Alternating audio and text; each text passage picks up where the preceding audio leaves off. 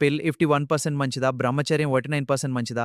అసలు సమస్య 100% సంతోషం ఆశించడం. మన ఆలోచనలు కూడా మనలో విడుదలయ్యే హార్మోన్ల ప్రభావంలో ఉంటాయి. పెళ్లి లేకుండా ఉంటే ప్రశాంతమైన స్వేచ్ఛ దొరకచ్చు.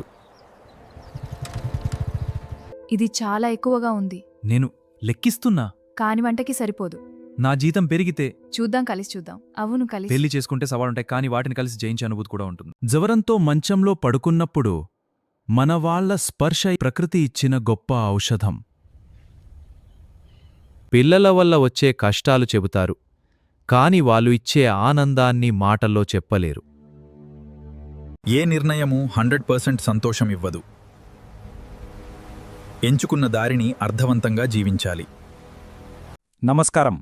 జీవితంలో మనం ఎదుర్కొనే అతి పెద్ద నిర్ణయాల్లో ఒకటి పెళ్లి చేసుకోవాలా లేక ఒంటరిగా ఉండిపోవాలా.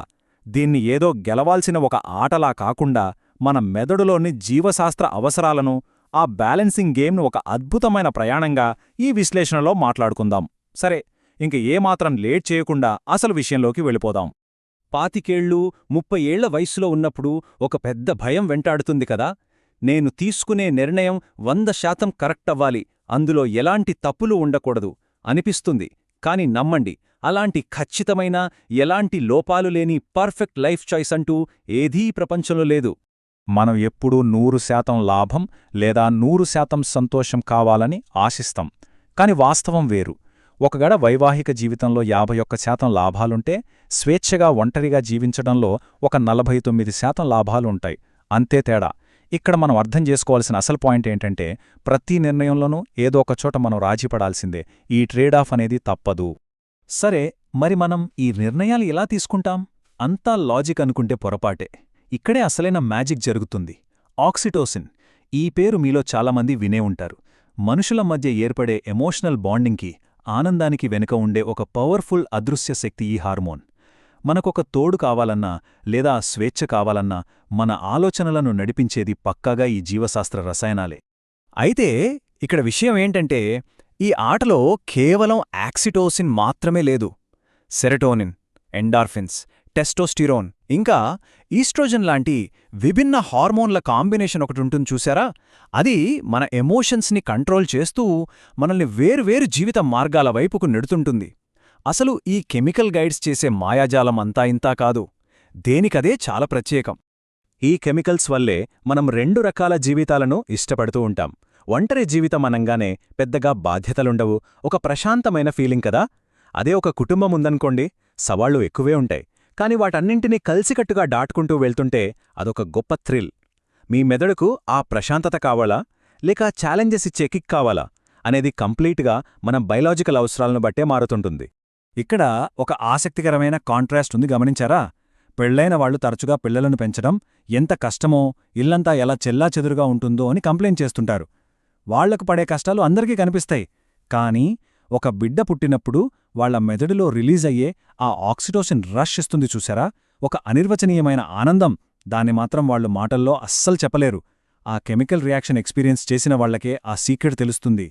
తోడుంటే కొన్ని ఇబ్బందులు ఉన్నమాట వాస్తవమే, కాని దానికి మించిన ఒక గొప్ప ఫీలింగ్ ఉంది. అదే నీకు నేనున్నాను అనే భరోసా. ఒక లైఫ్ పార్ట్నర్ ఇచ్చి ఈ డీప్ ఎమోషనల్ సెక్యూరిటీని, ఆ నమ్మకాన్ని ప్రపంచంలో ఎంత గొప్ప వక్తలైనా సరే మాటల్లో పూర్తిగా వివరించలేరు. అదొక సైలెంట్గా పనిచేసే, మన మానసిక ఒత్తిడిని తగ్గించే పవర్ఫుల్ మెడిసిన్ లాంటిది. దీన్ని ఒక చిన్న ఉదాహరణతో చూద్దాం. మన దగ్గర ఎంత డబ్బైనా ఉండొచ్చు, ఎంత స్వేచ్ఛైనా ఉండొచ్చు. కాని ఏదైనా ఆరోగ్యం బాలేనప్పుడు హాస్పిటల్లో ఉంటే డాక్టర్లిచ్చే మందులు మన శరీరాన్ని మాత్రమే బాగుచేస్తాయి, అవును కదా. కాని మన జీవిత భాగస్వామి లేదా మన పిల్లలు దగ్గరుండి చూసుకునే ఆ స్పర్శ ఉంది చూసారా, ఆ ప్రకృతి వైద్యం మన మెదడుకు ఇచ్చే ఒక డీప్ ఎమోషనల్ సెక్యూరిటీని ఏ డబ్బూ కొనివ్వలేదు. ఈ ఉరుకుల పరుగుల ఆధునిక జీవితంలో బహుశా మనం కొన్ని విషయాలను తక్కువ అంచనా వేస్తున్నామేమో. సహానుభూతి, కృతజ్ఞత, అలాగే త్యాగం. ఇవి కేవలం పుస్తకాల్లో చదివే పదాలు కావు. మనిషి మనుగడకు అత్యంత అవసరమైన పునాది విలువలివి. ఒక చిన్న కుటుంబ వ్యవస్థే మానవ జన్మకు, మన ఉనికికి ఒక గొప్ప అర్థాన్నిచ్చేది ఈ విలువల ద్వారానే. మరి ఈ బయాలజికల్ ట్రేడ్ ఆఫ్స్ని మనం ఎలా బ్యాలెన్స్ చేయాలి, ఎలా డిసైడ్ అవ్వాలి? సింపుల్ అండి. ఏ మార్గమో 100% పర్ఫెక్ట్ కాదు. కాబట్టి మీకొక ప్రాక్టికల్ టిప్ చెప్తాను. ఒక 30 ఏళ్లుగా వైవాహిక జీవితంలో ఉన్నవాళ్లను, అలాగే ఓ 30 ఏళ్లుగా ఒంటరి జీవితాన్ని ఎంజాయ్ చేస్తున్న వాళ్లను ఒక 10 మందిని కలవండి. వాళ్లతో మాట్లాడండి. వాళ్ల ఎమోషనల్ అండ్ బయోలాజికల్ అనుభవాలను వినండి. అప్పుడే మీకు జీవితకాల వాస్తవాలేంటన్నది లోతుగా అర్థమవుతుంది. ఇక్కడ మనం గుర్తుంచుకోవాల్సిన ఒక పెద్ద యూనివర్సల్ లా ఉందండి. మనిషి ఎంత తెలివైనవాడైనా సరే ఈ ప్రకృతి ముందు చాలా చిన్నవాడు. ఆ ప్రకృతి నియమాలకు తల వంచాల్సిందే.